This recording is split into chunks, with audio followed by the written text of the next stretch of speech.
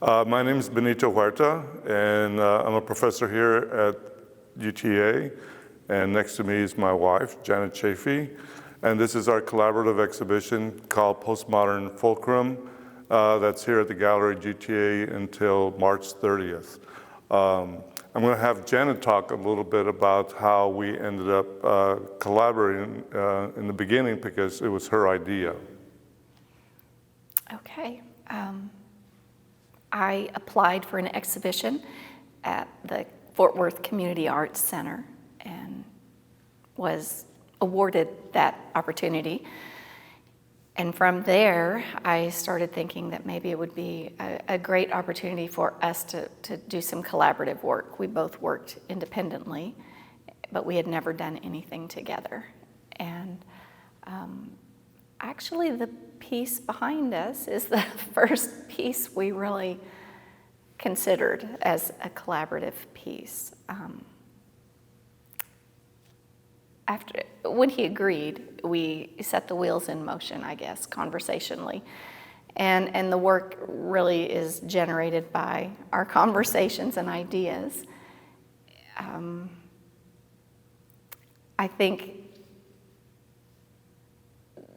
the other opportunity that happened, the exhibition turned out great. We had a lot of pieces that came from there.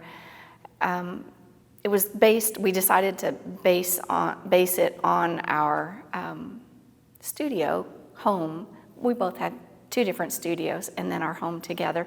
And so the work all revolved around that and the ideas that come from that. Even the materials that were in our studios at that time. But I don't know, it was shortly after that we had another opportunity that really set us in motion in a little bit different way. I guess we could wait and talk about that afterwards. I think more what I skipped over was after we got that opportunity to show, we had to make extra work, but I had a residency in Germany and he was going to be here, so we knew we weren't going to be working together. We were trying to generate ideas apart, and that's where some of the imagery actually came from. Well, before she went to Germany, which was in June to July, it's about a month-long residency, we were trying to actually get ideas to work on while she was away. And as she mentioned, it was the first time we collaborated. I don't know if she's collaborated with other artists. I have in the past, and I always it's kind of a hit and miss sometimes, depending, not necessarily in working with somebody, but sometimes in the results of that collaborative efforts. In this case, we were trying to generate ideas for the work. As she mentioned, some of the works behind us, this one behind us, and some of the work in the show is from our 2010 exhibition. But when we're trying to come up with ideas, I felt, because she was getting ready to leave, that we're trying to force ideas to happen. And it didn't seem kind of organic, because a lot of times... Well, and that happened because we had a short window. Right. Before we knew we weren't going to be together for a month, right, or a month and a half. And then the recoup after a residency takes a little time. So, and we're both working. So when she left, that's when I started coming up with some ideas, and she started coming up with ideas. And I started doing sketches. And then when she came back from her residency, we only had about 8 weeks or so to make the work. And it was, we worked till the afternoon of the reception. And as she mentioned, we were using our 2 studios in our home because our home is a mid-century modern architecture. So one of the things that to me was the aesthetic of that type of architecture really had for me, it had a profound effect on me as an individual, because I never lived in a place like that. And part of it was that there was this close proximity of architecture to landscape. And when I was in Houston, before I moved up here, I lived in the storefront. I had no yard. I had storefront windows that I had to make sure curtains were there because otherwise people could see into Are you my saying place. you needed a screen? Yeah, I needed a screen that's like behind us. So anyway, so this was like, it really changed my thinking of living in a space like that. And I think that was the springboard for the ideas for this. And Well, can I interrupt? yeah. For me, while the architecture and what we live in is really important, I think for me it was also about community. And you and I were building a new family together at that time. We had been married for about 5 years at that time. And there were lots of kids and lots of family from all different directions. Well, you only had 3 kids. Yes. The other ones came later. But it all kind of, they had their parts, and we had your family, your extended family, and mine, and so for me, it also, this work revolves around community also, maybe not as blatant as the architecture or building structure, materials, that kind of thing, but I do think there's a sense of community in here.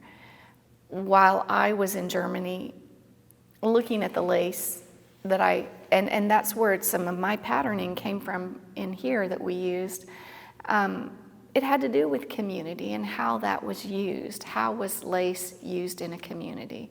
And so I liked having that brought into this. So the architecture's very, very important. It's a base foundation, but I do think that the communities that happen within that. Mm-hmm.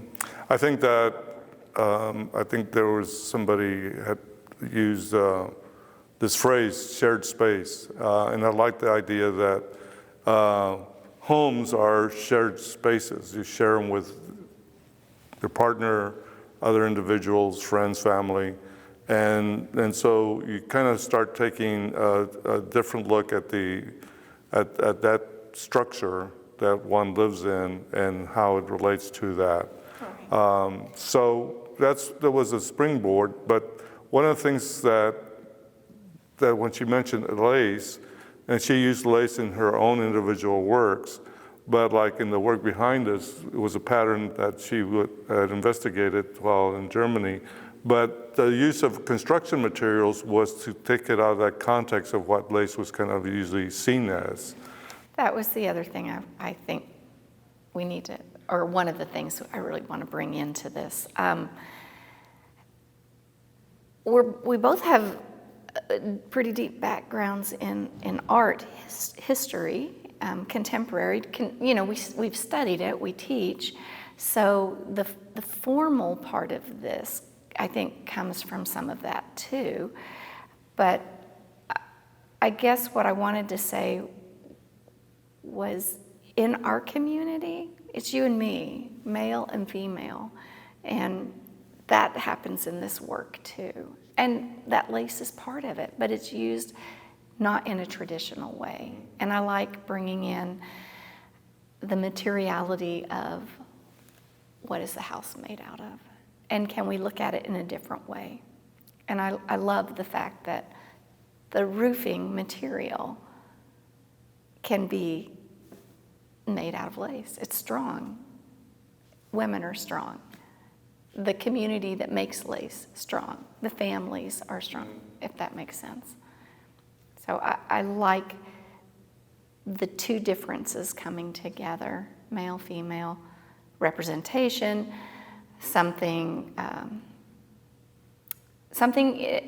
used in, lace is used in a lot of different things, from religion to hanging in your window. It has helped different countries rebuild. Belgian lace, things like that. It's been as an industry, right? But then to take it out of that context and combine it with building materials, it says something new and different to me.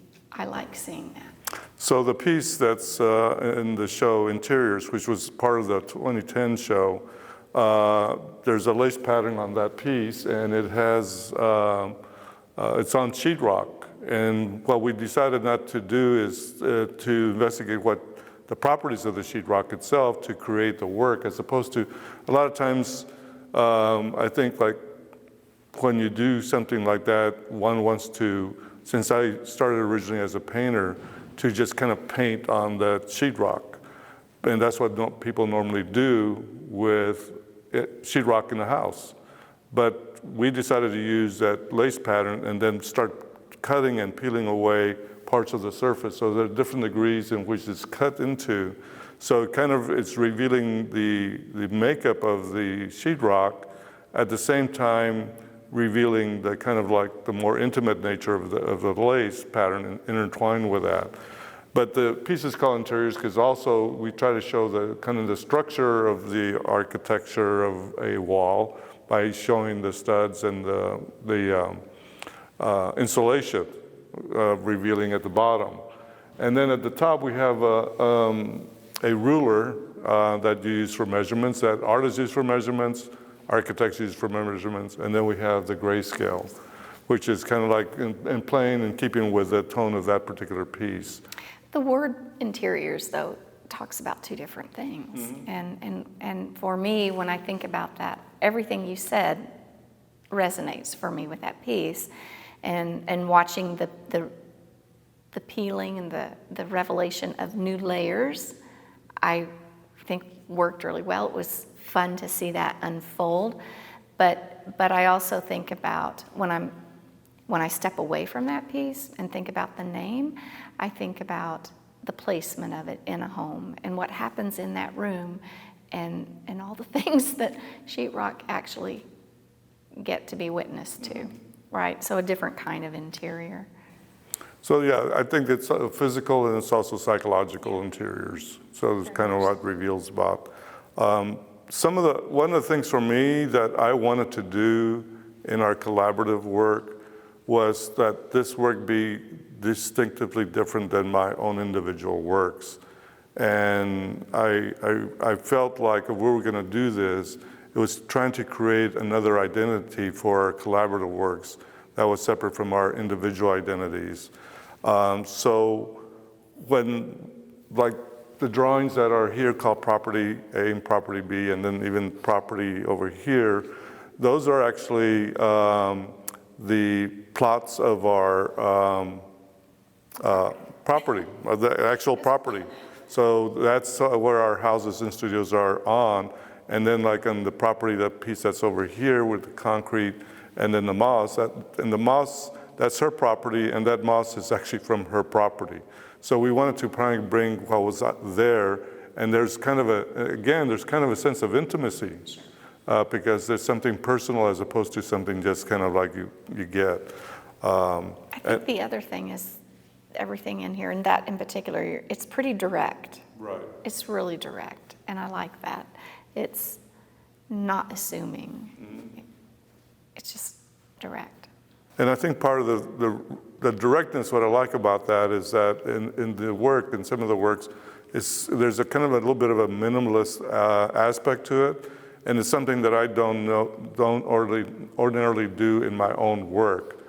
It's a tendency that I have in my head of wanting to do things like that.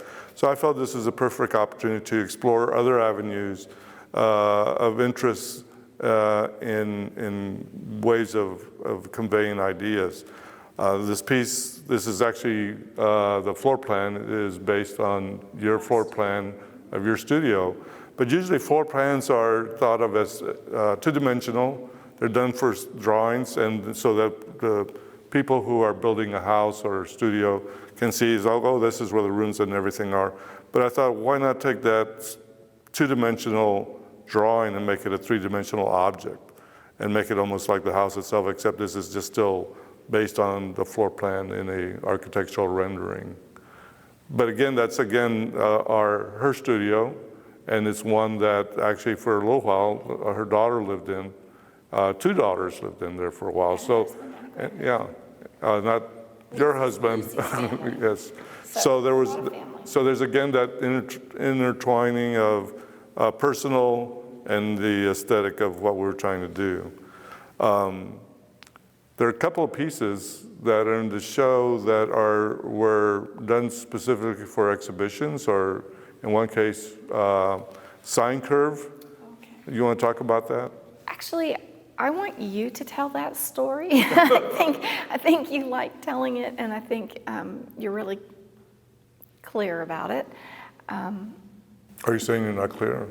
No, I am clear. I enjoy hearing you talk about it. I guess the one part I would say is that maybe I'll let you. I'll start it, and then you take over at a certain point. We'll know when that happens. We were asked to do, along with 4 other artists, but they were each set, a couple of artists, to do a piece for the Nasher Sculpture Center in Dallas. And they had a group, and I don't know if it's still a fundraiser group called the Avant-Garde group, that asked these couples to donate a piece, a collaborative piece of work. And so we decided early on that we wanted to make it extremely collaborative, and went to visit at the museum. And I fell in love with the ceiling crates that were on, and I'm calling them crates. They look like egg crates. They're not really, but they're a lighting system that covers the glass roof. So the light comes in from the north, doesn't damage the artwork, and shields from some of the high-rise buildings around the light that was too sharp coming in to the building. And I just fell in love with the shape and the design and the openings of those spaces. And from there, we did a little research with Jed, and he explained how Jed Morse being the chief curator of the Nasher. He explained how the building itself was built on the sine curve ratio, or the 2-to-1 ratio, by the architect. And we created a piece based on that. But neither of us are particularly mathematicians, and I ran across a student at the school I teach at, Trinity Valley School, and he was wonderful and explained the entire way it works, and from that we built 2 different parts to a sculpture based on the sine curve, which was conveying the space of light, or the air, the empty part of those crates. I'm going to let you go from there. Okay. Because that's where the adventure really began. So that when the Nasher, we did ask Jed Morse if we could do visit and get an architectural tour. When the museum was built, it was built before there's a tower, museum tower that's built adjacent to the Nasher. That before it was built, the Nasher Sculpture Center was built, and so the openings that Janet's referring to allows for northern light to come in, and as she mentioned, the northern light is great for studios and museums because it allows a light to come in without having direct sunlight. And then it became kind of controversy because when the museum tower was built, it has a reflective skin to it, and as a result, it reflects the sunlight at certain times of day. And so it comes through those openings, and you see kind of these circles throughout the wall or floors of the museum. When we were downstairs, it was downstairs we were at, in the back storerooms, and they had a sample that was about maybe 4x4. Yeah, and Janet immediately was attracted to that and that idea. And so we decided that that's what we would do. So we end up... we basically wanted to represent the light. Right, we wanted to represent actually the negative space where the light came through, and so, but make it a positive. So what you see there would be the positive of the negative space. Negative space being there's nothing there. So, and it was built on the Renzo Piano, the architect, did it based on the sine curve 1-to-2 ratio. So we had to kind of construct it on that basis because the openings are in that way. And so we had to build a cast, and we each had built. to build a model first. Yeah. So in order to make a cast, we had to have a model. And we split the clay, and you built your half, and I built my half of the sine curve, and then we put them together. Yeah. And then we were made a able to mold. make a mold. But we couldn't make the mold until we each did our half. Yeah. So in that way, I thought it was extremely collaborative. Up to that point, I was really loving how that worked together. Because when I look at it, I think, oh, half of that's yours and half of that's mine. Our hands. Right. So one of the things that ended up happening is as we were about to cast one of the molds, because we cast several to make sure we got the best one. In one of the molds that we were casting, we had a very heated argument between us. Because you knew how to do it correctly, but you didn't count on the fact that I knew how to do it correctly. So as you can see, we may have another heated discussion this morning. So we were arguing, to put it plainly, and as we poured the hydrocal material into the mold, the mold joined, it was beginning to seep out, and we had to both hold the mold down and press it down to make sure it didn't seep out anymore. It was a two-part mold, wasn't it? Yeah, it was a and we thought we had it all wrapped and banded and clamped tight enough.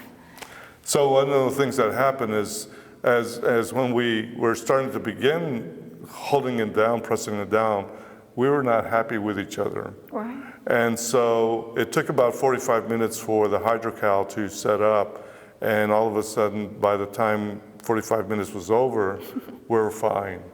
And I kind of suggest that maybe that might be a project for couples when they first get married, to do a project like that. And Can we make it through it? Try to make it through. But that's the piece called sine curve. The other piece is called 1967, and that was because we were asked to be part of a Sculpture Houston exhibition a few years back, and I had, in my work, I've used, there's been some paintings that I used the mushroom cloud in, and so Janet started researching Robert Oppenheimer. Right. Because he was one of the main people in charge of the Manhattan Project. And this is a few years ago before the movie came out.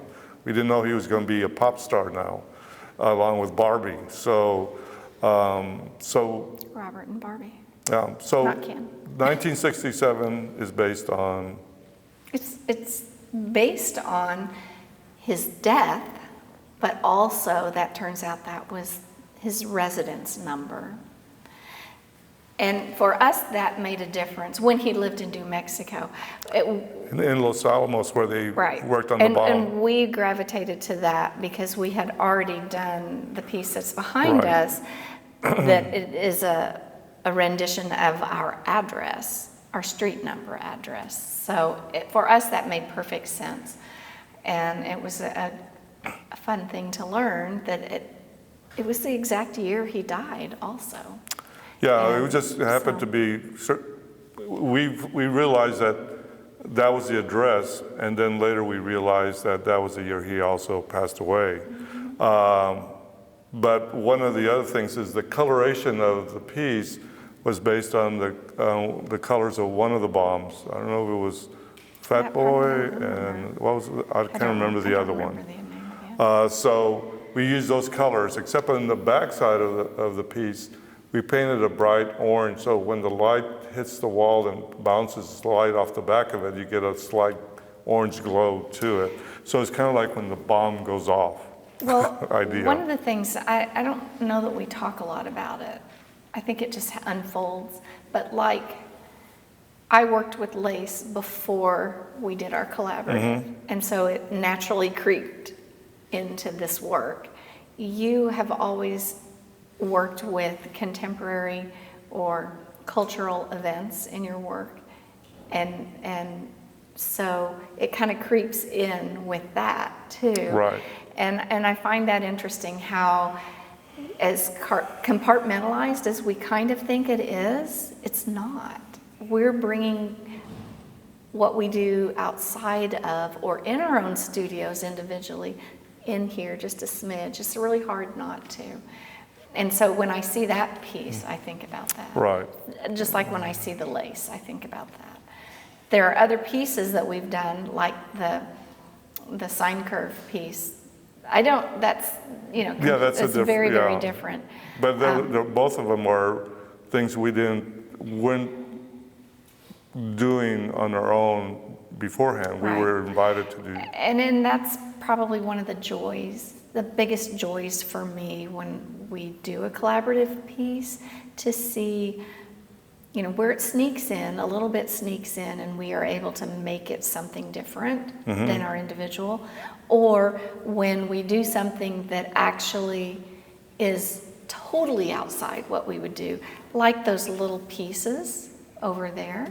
The facades. Of the structures of our houses, even the scale of them, everything about them, I'm like, we really did that. It opens up a whole new way of thinking for me, a whole new way of wanting to work, if that makes sense. No, I mean, it does make perfect sense. I mean, one of the things with the facades piece, and also 1967, is that they were not actually constructed by us, and that allows for, in some cases, I don't work in steel, you don't work in steel, Right. so it's to work with somebody who knows how to deal with that. But we worked with the ideas. We worked with the ideas. And that's pretty Yeah. exciting to see where those ideas can go for me. And facades is basically the three pieces in the drawings, and then the other two sculptural pieces are the profiles of our studios and home. So when you see it from the side, that's kind of like the way it's kind of designed. So that's one of the reasons for the attraction to that. I like those pieces on the floor because they just have this kind of like, what I like about it is like I feel like I become a giant. Yeah, it changes the way you think about yourself in that moment. Seeing houses, like if you were in a plane and looking down, and it was kind of like that. But in this case, it's a more immediate response because you're right there next to them. Right. But you're talking about, like your work kind of creeping in as well. Give Me Shelter is one, the tyvek, that you were already kind of playing with in handling that actually happened when I was at not that piece, but playing with that happened in Germany at that residency. I wanted to play with tyvek because it had a weave to it, but it wasn't a hand sewn. It was a manufactured process, and I wanted to know if I heated it, what was going to happen to it, how would it work. And the more I played with it, it just revealed itself as a skin to me in a different way than when you see it on the side of a building. Right. And I liked that transformation. I think when I played with it before, I did not have the insulation behind it. I think that was your idea, right, to put that insulation back there. And as soon as we did, it transformed it into a different piece, almost like those are city lights, those are stars, they take you somewhere else, the twinkles that come through, right, the openings for the insulation in the back, and the way it can be lit to bring those But out. again, that's, playing with building materials, because that insulation was acquired at Home Depot. Right. And then the tyvek, and so insulation is used in homes, and then the tyvek is used as a skin to seal the cladding on the side of the house. So it's a protective layer. The title comes from music, and you can explain that, but when you suggested that title, and that's another way some of your way of thinking creeps into here that you use in your own work too. Yeah. And I enjoy that. Music is always filling our house and studios. But for me, it takes on another meaning, and I think it makes me think about people who really are without a home, Yeah. that are living in a condition that a piece of tyvek might actually be helpful, or a piece of silver insulation might actually keep them more warm. Right. So that title resonates in different ways for me. Give Me Shelter. Yeah. Which was from a Rolling Stones Right. song. Right. Which was to me kind of a real visceral kind of a song. And I thought, as you refer to the homeless, it's kind of like, it's almost when somebody just kind of screams out, just like, give me shelter, Right. The other couple of pieces I'd like to talk about is the piece called Neighborhood. This was, the piece called Neighborhood was something, an idea that I had a few years ago. And sometimes as we are both individual artists, we do our individual work. So this was an opportunity to kind of actually work on that piece. In this particular case, the idea was mine, but Janet ended up doing most of the work because I was working on work for my show in the other room. So I was in a timeline. And this wasn't the original way you saw it either. When we originally talked about it, there's other ways to present this that there's we a different had configuration gone or through. variation of this, but this was actually the original idea. When we talked about it a few years ago, I remember the wooden different levels. that's a variation of Right. the idea, but this was the original idea. So that came out of that idea. So this idea came See, first. I felt like it was, is this going to be an argument? Yeah, I'm it could be teasing. an argument, yeah. Let's make it an argument. Give some drama to the You can do that on tape. your own. I don't want to. I thought that you thought of it more as a drawing with graphite. The more I was entertaining the idea of doing this for this exhibition, I wanted to play with the idea of concrete or cement, and how could we reproduce it, not like our property piece that would hold the moss or the grass, Right. not like either of those, but in a 2D flat piece. So it came out a little different to me than, and I don't think we originally thought, maybe we thought about vellum to begin with, because we were thinking We in did, layers. yeah. But I felt like it had a little bit different expression to it than what really ended up. No. But the idea is basically the neighborhood of actually this area.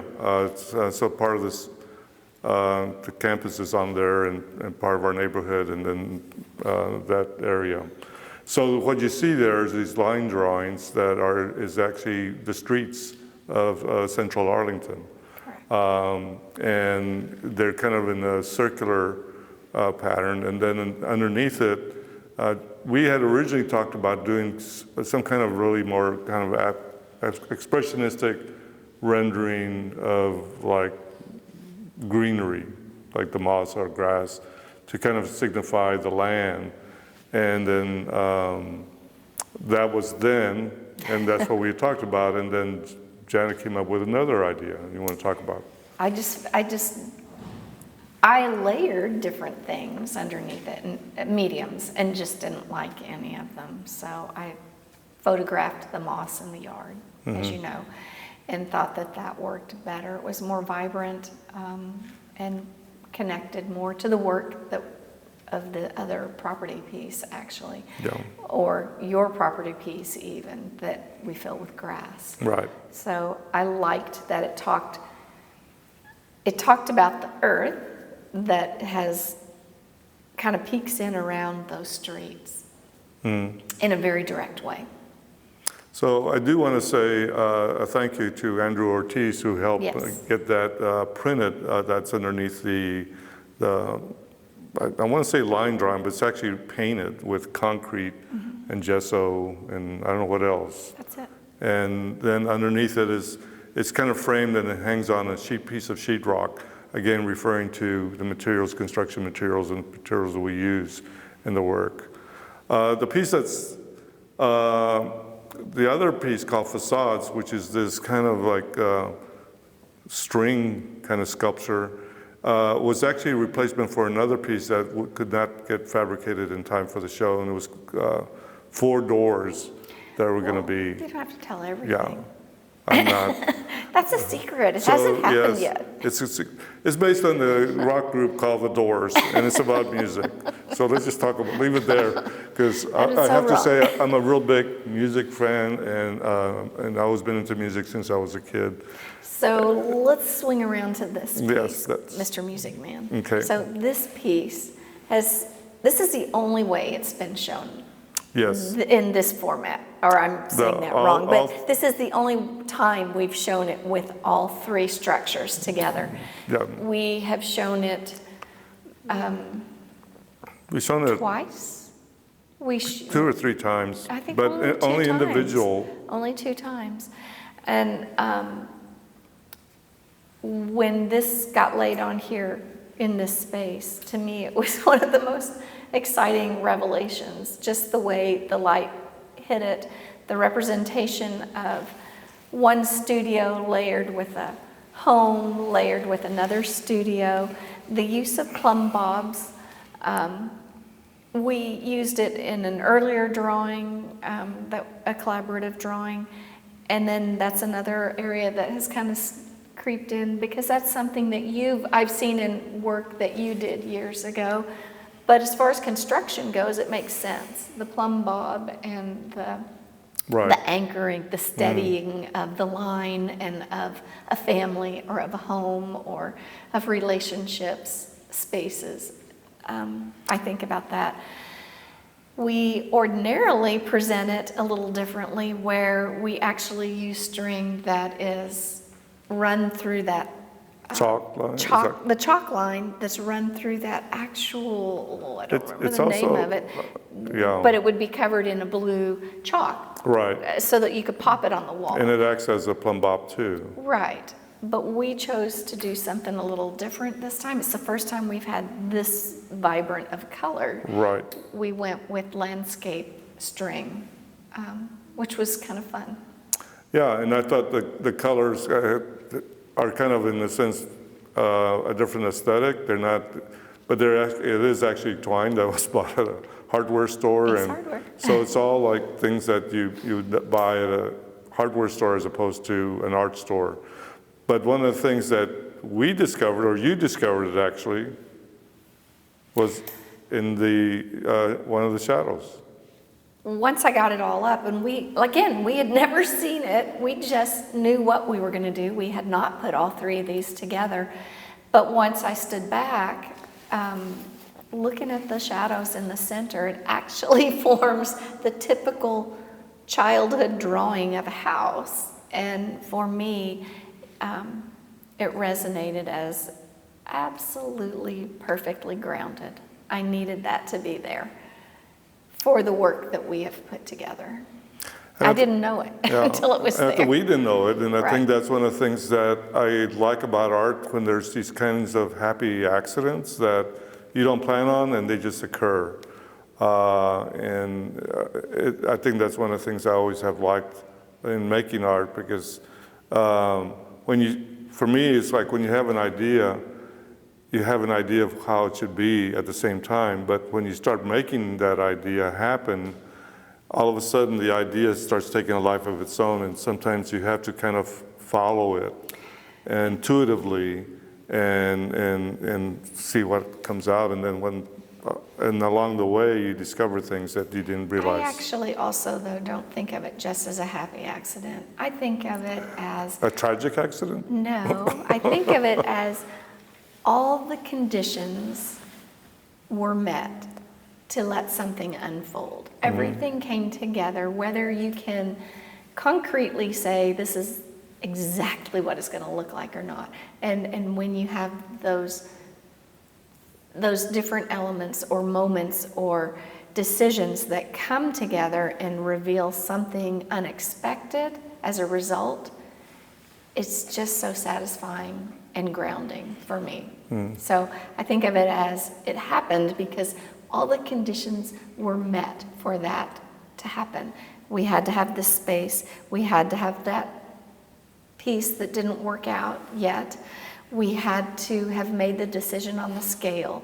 We had to have made the decision on the scale of the nails, on the distance each of those structures would be awake, because they're not equally, I didn't put them in the exact same place on the nails.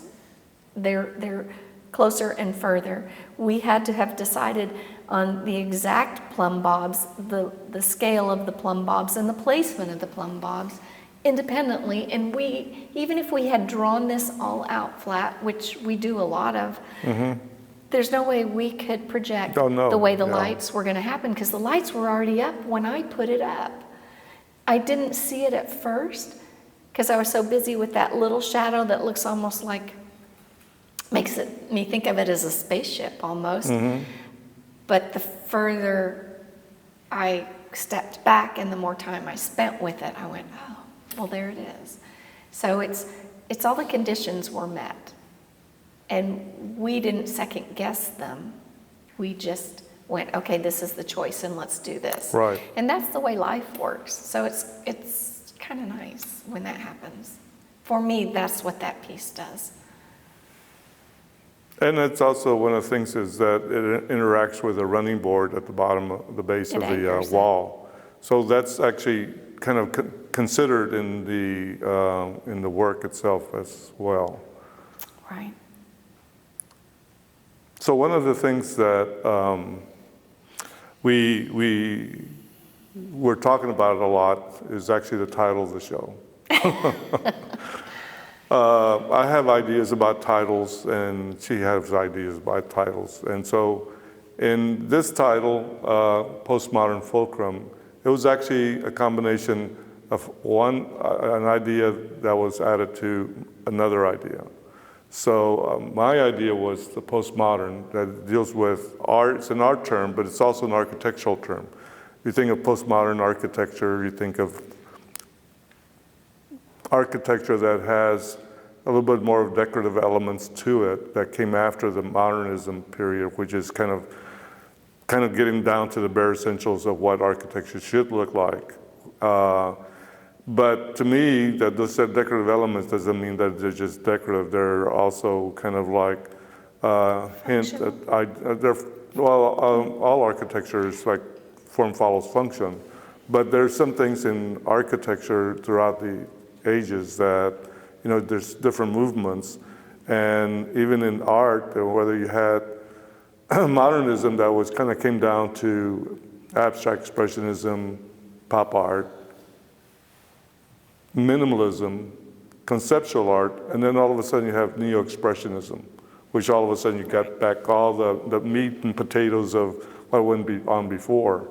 So to me, it was like, I wanted to use that term to signify not about art so much as about architecture. But it also does. But it does have that reflection of that. It does both. And then the other word you came up with. Why? Why? It was just stuck in my head for about a year. I talked to other people about this word, just this word, but I think it's about pivot. It's about change. It could be our way of seeing things differently when you think about architecture or art, but I think it was also a pivot for us in the sense of, I mean, to me it's like maybe it's not just a title for this show, but a title for us and our work in a way. It positions where we are in the time frame of humanity, right, and art, but it's also a pivot from our own studio life or our own daily life for us to set aside time to talk about what we want to make, why we want to make it, who feels compelled to do what and how we're going to do it. It's a pivot, it's a change, it's something different, and it adds to it just adds to our life. It's a new body of work that continually grows. separate from what we had before, or have before, separately. Right. Does that make sense? No, I mean, I think it actually adds, it's kind of like the postmodern is a pivot from modernism, and then the fulcrum is even a pivot from that for ourselves and our own And I think as we personal work. age, you know, as you live, What, we're aging? as anybody lives, you pivot here and there, right? You come to a life change and you Yes, pivot. yeah. And we've had several life changes Mm-hmm. in the past few years that have been pretty big, and it just, that word has just been floating in my head. Like, Yeah. okay, here we are, another fulcrum. I don't know, I think we kind of covered just about everything. Is there anything you want to add to this? I guess this is a pivot. I mean, I could say that here, even with this, Well, it's kind yeah. of nice to, this has been represented in at this point, three different ways. Only twice have we shown it the same orientation. Yeah. And even when I hung this up, all I think about is, oh, then I have another idea for how I want this to be altered and changed, another pivot, you know, So the piece behind us, and the first time it was shown at the Community Arts Center, it was not as big. I think only 3 It up. was 15 total.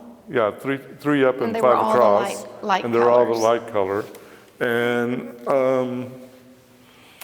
when we did the show at TCC Northwest Campus, we added the darker color and it was in the center. So actually, this had been shown 3 times like that, because then it went to Beaumont Museum. But it was shown in the original, wasn't Original, 3 times in the original format, and then over at it? What was that, a third time in the original format? Mountain, is it Mountain View? Where did Linda Ridgway? Cedar Valley. Cedar Valley. It was at Cedar Valley. That's right. And I hung it there in the original format. And then we changed it. And what happens with this, just like what happened with the string on the wall over there, it changes with the space. Right. And so going back to fulcrum, and these 2 pieces just keep growing. And I like that. Yeah. Before you know, there'll be huge. Oh, I have some great Yeah, ideas. yeah. So well, we had this piece on the floor at a certain point because we were undecided how it was going to be presented, and then we came up with this by moving some pieces around. And so this is the first iteration of this piece that we've been working on It might be since the only time. the 4th time we've shown it, I guess. 4th or 5th? I think 5th. Okay. So we kind of keep things hopping along.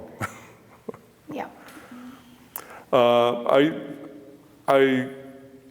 We have other ideas for future work, and they just kind of pile up.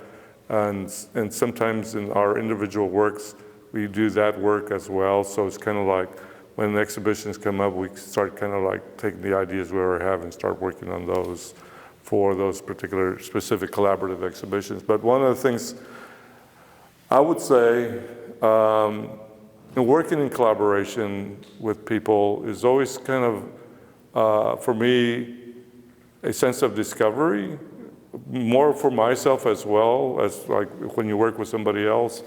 For myself in the sense is like how I interact with other people, and in a more kind of like a, I don't know if the word work situation applies, but in this situation, this creative collaboration, I would say.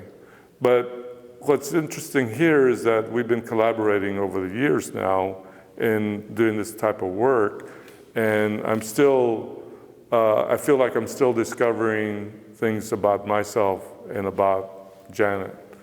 And As we make this work. As we're making the work. And part of it is the way we think and how sometimes that kind of complements each other and creating this particular body of work, because our individual works are very different. And then, It sounds kind of rosy, though. Sometimes there's a little bit of a power struggle with an well, idea. yeah, there's always a power struggle in relationships, don't you think?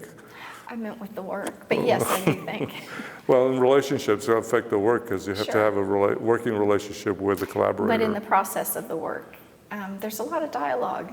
Yes. There's a lot of dialogue. And sometimes words that are not appropriate are used. I don't even know what to say to that. Just joking, but not. No, but that's the thing about it is that, we just, we end up working out even differences of opinion in a creative way that results in I think, work that I think I'm very proud of in working. Yeah. And I'm proud of in the fact that we collaborated and worked on it. Right. So.